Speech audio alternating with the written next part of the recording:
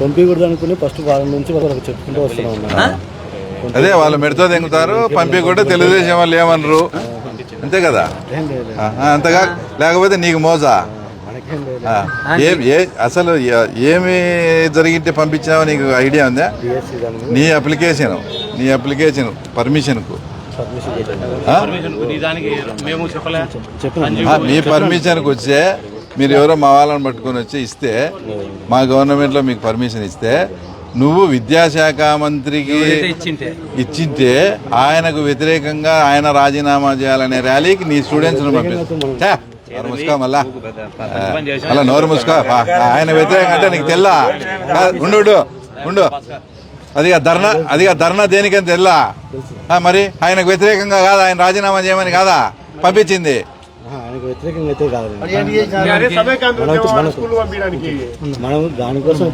మరి నువ్వు పంపించినావా లేదా? ఆ ధర్నా ఉద్దేశం ఏంటి? లోకేష్ గారు రాజీనామా చేయాలనే కదా. ఇంకా మళ్ళీ నువ్వు పంపించలేదంటే ఇంకా నేనేమనాలా? డబ్బులు తీసుకుని నేను ఇప్పుడు ప్రూఫ్ చెప్తాను. మీ పిల్లలకు డబ్బులు ఇచ్చారు. స్కూల్ పీపుల్ గా ఉండే వాళ్ళకు 10,000 20,000 డబ్బులు ఇచ్చి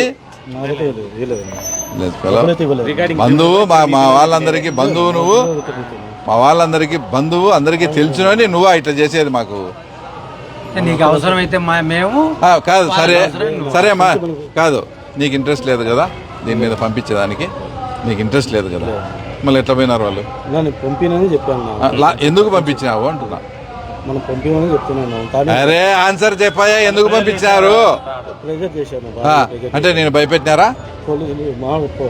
ఫోన్లు చేశారు, 3 రోజుల నుంచి ఫోన్లు చేస్తూనే ఉంటారు. పంపించాలని కాలేజీ కాడికి వచ్చారు. అంటే నిన్ను భయపెట్టినారు, ప్రెజర్ చేసింటేనే నువ్వు పంపించాను. మళ్ళీ కంప్లైంట్ ఇవ్వచ్చు కదా.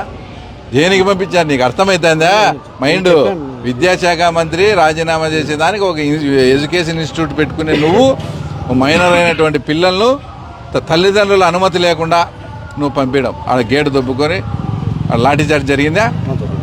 లాఠీ చార్జి పిల్లలకి ఏమన్నా అంటే ఎవరు రెస్పాన్సిబిలిటీ? ఏంది నీ రెస్పాన్సిబిలిటీ?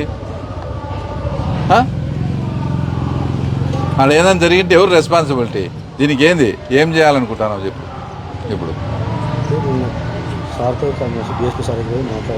మాట్లాడి మర్యాదగా నిన్నెవరు భయపెట్టారో, నిన్నెవరు కంప్లైంట్ ఇచ్చారో వాళ్ళ మీద నువ్వు కంప్లైంట్ ఒకటి. మీ స్టాఫ్ ఎంతమంది ఉన్నారు? 13 మెంబర్స్ డిఎస్సికి అనుకూలంగా ర్యాలీ పెట్టాలా. ఈ 2 కండిషన్లు అయితే మేము ఏదైనా సమాధానం చెప్పుకుంటాం, లేదంటే మీ మీద ఖచ్చితంగా రేపు నుంచి వచ్చి ఇక్కడ ధర్నా జరుగుతుంది. అంత భయం లేకంటే మా ఓపెన్గా నేను చెప్తా చూడు, తెలుగుదేశం వాళ్ళతో ఇబ్బంది లేదు, అనాగడుకలతో ఇబ్బంది, ఎందుకైనా మేము అని భయపడే మీరు చేసినారు. ఇది ఒప్పుకో, వాస్తవం. ఆ మాత్రం సమాధానం చెప్పుకోలేరా? అంటే మేము తెలుగుదేశం వాళ్ళం చేతగాని వాళ్ళము, వైఎస్ఆర్ పార్టీ వాళ్ళు పెద్ద పుడిగి నా కొడుకులా? వాళ్ళు భయపడితే నువ్వు ఒక విద్యాసంస్థ ఉంటే భయపడిచేది ఏంది? ఏదైనా డబ్బులు ఇవ్వాలా, సరే దానికి ఏదైనా ఖర్చు అయితే అంతో ఇంతో పంపిస్తామని చెప్పి పిల్లల జీవితాలతో ఆడుకుంటావా? ఎక్కడ లేదు ఈ సంస్కృతి. అసలు మీకు ఒక విద్యా సంస్థ పెట్టుకొని ఒక ఎడ్యుకేషన్ మంత్రి రాజీనామా చేయలే ధర్నాకు మీరు స్టూడెంట్స్ని పంపించారంటే మిమ్మల్ని ఏమనాలా? నాకు అర్థం కాలే, చెప్పు. ఇదే విద్యాశాఖ మంత్రి టైంలో వచ్చింది పర్మిషన్ కూడా. అయ్యంటే సరేలేదా, ఎవరెవరు వచ్చంటారు మాట్లాడి ఇప్పించంటాము. మీకు సెన్స్ ఉండాలి కదా కొంచెం అన్నా, ఏం జరుగుతుంది, ఏం చేస్తామని.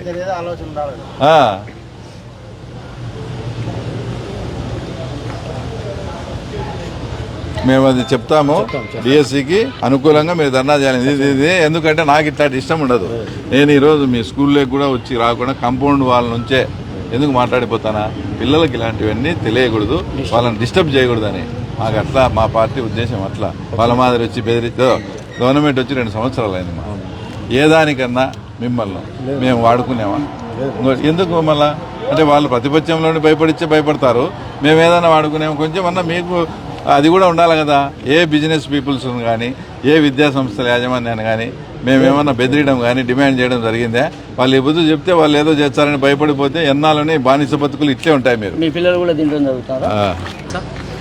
పంపించకూడదు అనుకుని ఫస్ట్ వారం నుంచి వాళ్ళకి చెప్పుకుంటూ వస్తున్నాం. అదే వాళ్ళు మెడతో దెంగుతారు, పంపి కూడా తెలుగుదేశం వాళ్ళు ఏమనరు, అంతే కదా. ఏం లేదు, అంతగా లేకపోతే నీకు మోజా. మనకేం లేదు. అసలు ఏమి జరిగితే పంపించావో నీకు ఐడియా ఉందా? డిఎస్సి దాని మీద నీ అప్లికేషన్ పర్మిషన్కు పర్మిషన్ పెట్టాను. చెప్పిన మీ పర్మిషన్కి వచ్చే మీరు ఎవరో మా వాళ్ళని పట్టుకొని వచ్చి ఇస్తే, మా గవర్నమెంట్లో మీకు పర్మిషన్ ఇస్తే, నువ్వు విద్యాశాఖ మంత్రికి ఇచ్చింటే ఆయనకు వ్యతిరేకంగా ఆయన రాజీనామా చేయాలనే ర్యాలీకి నీ స్టూడెంట్స్ను పంపిస్తా మళ్ళా అలా నోరు ముసుకో. ఆయన వ్యతిరేకంగా అంటే నీకు తెల్లా? ఉండు అదిగా ధర్నా దేనికని తెల్లా? మరి ఆయనకు వ్యతిరేకంగా కాదా, ఆయన రాజీనామా చేయమని కాదా పంపించింది? ఆయనకు వ్యతిరేకంగా అయితే కాదు, మనం దానికోసం అయితే పంపించాలి. మరి నువ్వు పంపించినావా లేదా? ఆ ధర్నా ఉద్దేశం ఏంటి? డిఎస్సి గారి మీద లోకేష్ గారి మీద. లోకేష్ గారు రాజీనామా చేయాలనే కదా. ఇంకా మళ్ళీ నువ్వు పంపించలేదంటే ఇంకా నేనేమనాలా? మనం ఆల్రెడీ డబ్బులు తీసుకొని డబ్బులు నేను ఇప్పుడు ప్రూఫ్ చెప్తాను. మీ పిల్లలకు డబ్బులు ఇచ్చారు. స్కూల్ పీపుల్ గా ఉండే వాళ్ళకు 10,000 20,000 డబ్బులు ఇచ్చి బంధువు మా వాళ్ళందరికీ బంధువు, నువ్వు మా వాళ్ళందరికీ బంధువు, అందరికీ తెలుసునని నువ్వు ఇట్లా చేసేది మాకు. నీకు అవసరమైతే మేము కాదు, సరేమ్మా, కాదు నీకు ఇంట్రెస్ట్ లేదు కదా దీని మీద పంపించేదానికి, నీకు ఇంట్రెస్ట్ లేదు కదా, మళ్ళీ ఎట్లా పోయినారు వాళ్ళు? పంపినని చెప్పాను. ఎందుకు పంపించినావు అంటున్నా. మనం పంపిమని చెప్తున్నాను. అరే ఆన్సర్ చెప్పాయా? ఎందుకు పంపించారు ప్రెజర్ చేశాను అంటే నేను భయపెట్టినారా? ఫోన్లు చేశారు, 3 రోజుల నుంచి ఫోన్లు చేస్తూనే ఉంటారు. పంపించాలని కాలేజీ కాడికి వచ్చారు. అంటే నిన్ను భయపెట్టినారు, ప్రెజర్ చేసింటేనే నువ్వు పంపించాను. మళ్ళీ కంప్లైంట్ చేయొచ్చు కదా. దేనికి పంపించారు నీకు అర్థమైతుందా? మైండ్ విద్యాశాఖ మంత్రి రాజీనామా చేసేదానికి ఒక ఎడ్యుకేషన్ ఇన్స్టిట్యూట్ పెట్టుకునే నువ్వు మైనర్ అయినటువంటి పిల్లలను తల్లిదండ్రుల అనుమతి లేకుండా నువ్వు పంపించడం, ఆడ గేటు దొబ్బుకొని లాఠీ చార్జ్ జరిగిందా? లాఠీ చార్జి పిల్లలకి ఏమన్నా అంటే ఎవరు రెస్పాన్సిబిలిటీ? ఏంది నీ రెస్పాన్సిబిలిటీ? ఆడ ఏదైనా జరిగింటే ఎవరు రెస్పాన్సిబిలిటీ? దీనికి ఏం చేయాలనుకుంటున్నావు చెప్పు. ఇప్పుడు మాట్లాడి మర్యాదగా నిన్నెవరు భయపెట్టారో, నిన్నెవరు కంప్లైంట్ ఇచ్చారో వాళ్ళ మీద నువ్వు కంప్లైంట్ ఒకటి. మీ స్టాఫ్ ఎంతమంది ఉన్నారు?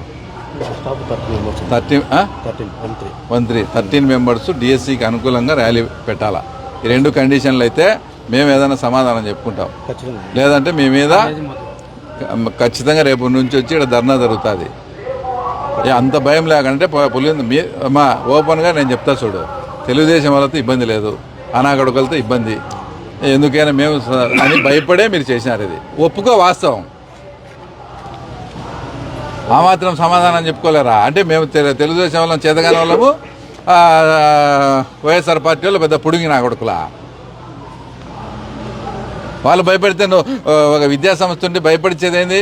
ఏదనంటే డబ్బులు ఇవ్వాలా, సరే దానికి ఏదైనా ఖర్చు అయితే అంతో ఇంతో పంపిస్తామని చెప్పి పిల్లల జీవితాలతో ఆడుకుంటావా?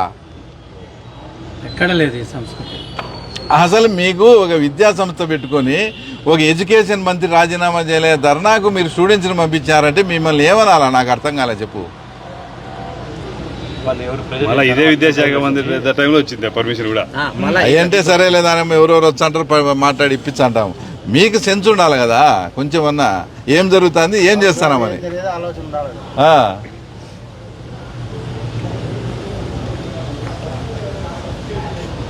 మేము అది చెప్తాము, డిఎస్సికి అనుకూలంగా మీరు ధర్నా చేయాలి. ఇది ఎందుకంటే నాకు ఇట్లాంటి ఇష్టం ఉండదు. నేను ఈరోజు మీ స్కూల్లోకి కూడా వచ్చి రాకుండా కాంపౌండ్ వాళ్ళ నుంచే ఎందుకు మాట్లాడిపోతానా? పిల్లలకి ఇలాంటివన్నీ తెలియకూడదు, వాళ్ళని డిస్టర్బ్ చేయకూడదని మాకు అట్లా, మా పార్టీ ఉద్దేశం అట్లా. వాళ్ళ మాదిరి వచ్చి బెదిరితో గవర్నమెంట్ వచ్చి 2 సంవత్సరాలు అయింది. మా ఏదానికన్నా మిమ్మల్ని మేము వాడుకునేవా? ఎందుకు మళ్ళా అంటే వాళ్ళు ప్రతిపక్షంలోని భయపడతారు, మేము ఏదైనా వాడుకునేమో. కొంచెం అన్నా మీకు అది కూడా ఉండాలి కదా.